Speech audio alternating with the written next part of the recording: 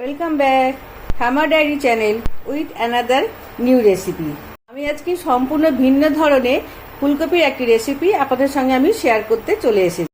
মাশাআল্লাহ, তো আপনারা অনেক কিছুরই খেয়েছেন, মাছের, চিকেনের, কিন্তু আমি আজকে বানাবো ফুলকপির মাশাআল্লাহ।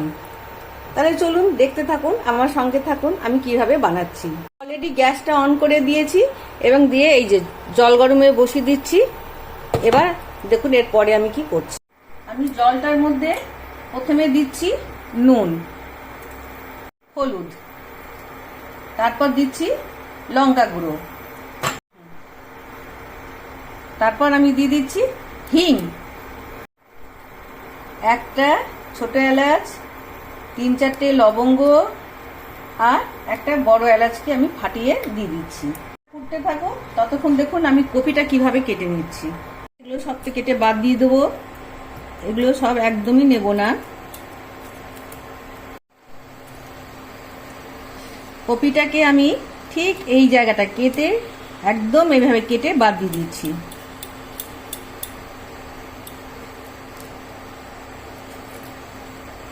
কপির ভেতরে ঠিক এইভাবে আস্তে আস্তে একটু করে কেটে দেব। এখান থেকে কিন্তু আমি কাটছি না, জাস্ট এইখানটা কেটে দিচ্ছি, যাতে কিনা ভেতর পর্যন্ত এই নুন হলুদ মশলা সব ঢোকে। এখন আমি এখানে কপিটা ফুটতে দিয়ে দিলাম। ফুলকপিটা বেশি সেদ্ধ করব না, মোটামুটি এই 70% মতন সেদ্ধ করব। আমি এখানে সবুজ চাটনি নিয়ে নিয়েছি। আমি এখানে ধনে পাতা নিয়েছি 1 মুঠো, পুদিনা 1 মুঠো আর 3-4টে কারি পাতা নিয়েছি, দিয়ে চাটনি বানিয়ে নিয়েছি। তার মধ্যে আমি একটা কাঁচা লঙ্কা দিয়েছি আর বিট নুন দিয়েছি। এই ছাতুটা দেব। আপনারা ইচ্ছা করলে ছাতুর বদলে বেসন ফ্রাই করেও দিতে পারেন। বেসনটা হালকা তাওয়াতে নেড়ে নেবেন, যাতে কিনা বেসনের কাঁচা গন্ধটা চলে যায়। মাঝে মধ্যে নেড়ে দেবো।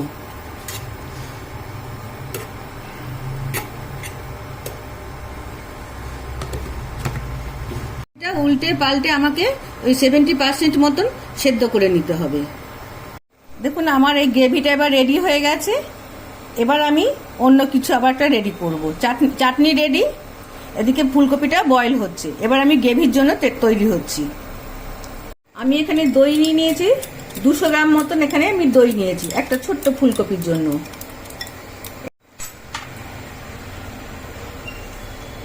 পরিমাণ মতন নুন, তারপরে দিচ্ছি হলুদ, তারপরে দিচ্ছি কাশ্মীরি মির্চ। এবার আমি এর মধ্যে দিচ্ছি 1/2 চামচ ধনে গুঁড়ো আর 1/2 চামচ জিরে গুঁড়ো। ধনে গুঁড়োটা একটু বেশিই যাবে। এবার দইটা যেহেতু টক, সেজন্য আমি এখানে একটু মিষ্টি অ্যাড করলাম আর 1 চিমটি মতো হিং। এবার আমি দইটাকে খুব ভালো করে দেখুন ফেটিয়ে নিচ্ছি সমস্ত মশলার সঙ্গে। আবার কড়াইটা খুলে দেখে নিচ্ছি কপিটা কতটা সেদ্ধ হয়েছে। দেখি আর একটু হবে সেদ্ধ। আমি এবার গ্যাসটা অফ করে দিলাম আর মনে হচ্ছে কপিটা সেদ্ধ হয়ে গেছে। 70% বয়েল হয়ে গেছে, কুক হয়ে গেছে কপিটা। এবার খুব সাবধানে আমি এবার কপিটাকে নামিয়ে রাখলাম। গ্যাস বন্ধ করো। আমি এখানে কড়াইয়েতে ঘি নিয়ে নিয়েছি। এবার আমি ঘিয়ের মধ্যে দিয়ে দেবো। এদিকে কপিটা আমার ঠান্ডা হচ্ছে। কপিটা ঠান্ডা হতে হতে আমি কড়াইয়ে ঘি নিয়ে নিয়েছি। ঘিয়ের মধ্যে আমি দিয়ে দিয়েছি ছোট এলাচ 2টো আর কিছুটা লবঙ্গ। লবঙ্গ সুগন্ধ সব থেকে বেশি আসে, কিন্তু লবঙ্গ ফাটেও খুব। প্রায় 10-20% এসেন্স এই লবঙ্গ থেকেই আসে। সেজন্য সব রান্নাতেই লবঙ্গটা আমি একটু বেশি ব্যবহার করে থাকি। গরম হয়ে গেলে খুব ফুটতে শুরু করে, গায়ে ছিটে পড়তে পারে, আমি সেজন্য এখানে ঢাকা দিয়ে দিয়েছি। সব রকম মশলা দিয়ে দইয়ের যে ব্যাটারটা করেছিলাম, গরম মশলাগুলো গরম হয়ে যাওয়াতে আমি সেই মশলাটা এবার আস্তে আস্তে করে কড়াইয়ে ঢেলে দিচ্ছি।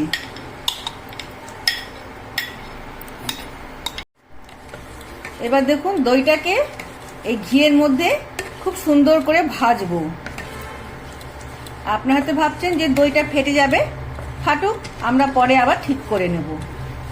আমি দইয়ের বাটি ধুয়ে জলটাও এর মধ্যে দিয়ে দিলাম। হতে থাক, আমি তার মধ্যে কপিটা একটু মশলা মাখিয়ে নিই। কপিটা 70% মতন কুকড হয়ে গেছে। আমি এবারে যে মশলা পেস্টটা রেডি করেছিলাম সেটাকে কপির মধ্যে খুব ভালো করে ঢুকিয়ে দেবো। আস্তে আস্তে দেবো, দেখুন, আস্তে আস্তে।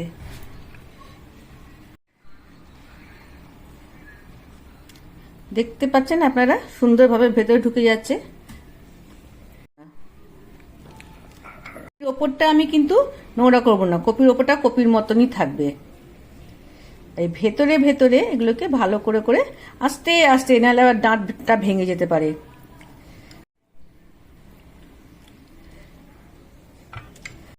যেন খুব ধীরে ধীরে এই কাজটা আমাকে করতে হবে।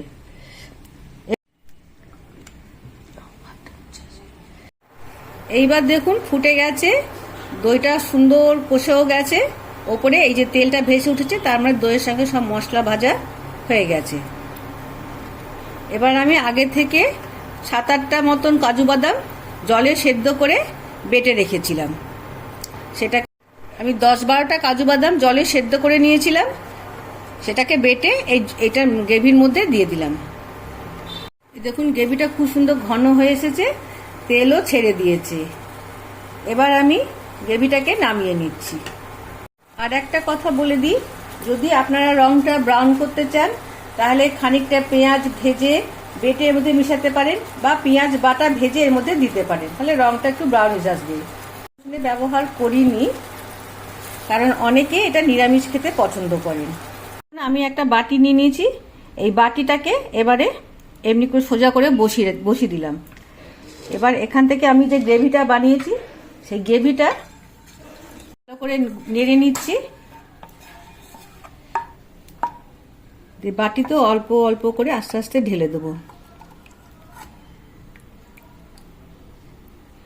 এবারে দেখুন এই বাটিটাকে আমি এই কড়াইয়ে জল দিয়ে নিয়েছি, তার উপর বসিয়ে দিলাম, দিয়ে জাস্ট হালকা করে একটা আমি ঢাকা দিয়ে দেবো মিনিট 15-র জন্য। এটা কিন্তু ওভেনেও বেক করা যায়। যাদের মাইক্রো ওভেন আছে তারা আগে থেকে প্রি হিট করে নিয়ে 170 ডিগ্রি টেম্পারেচারে 15 মিনিট মতন বেক করবেন। তাহলে ফিরে আসছি 15 মিনিট পর। প্রায় 15 মিনিট হয়ে গেছে, আমি নামিয়ে নিয়েছি। এবার গ্রেভিটা আমি ওপর দিয়ে দিচ্ছি,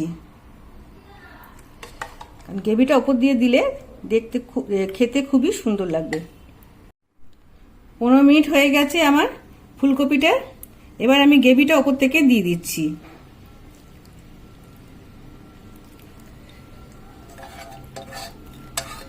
আমার গোবি মাসাল্লাম, এইটা আমার একটা রিকোয়েস্টেড ভিডিও ছিল, আমি আপনাদের সঙ্গেও শেয়ার করলাম। যদি আপনাদের কোথাও কিছু ভালো লেগে থাকে আমার এই চ্যানেলটিকে, তাহলে প্লিজ সাবস্ক্রাইব করে বাটনটিকে প্রেস করে দিয়ে আমার পাশে থাকবেন।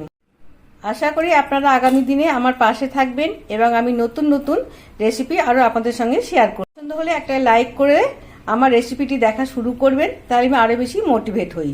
তাহলে আবার দেখা হচ্ছে বন্ধু আগামী কোনো রেসিপির সাথে। ততক্ষণ আপনারা সবাই ভালো থাকুন, সুস্থ থাকুন। টাটা।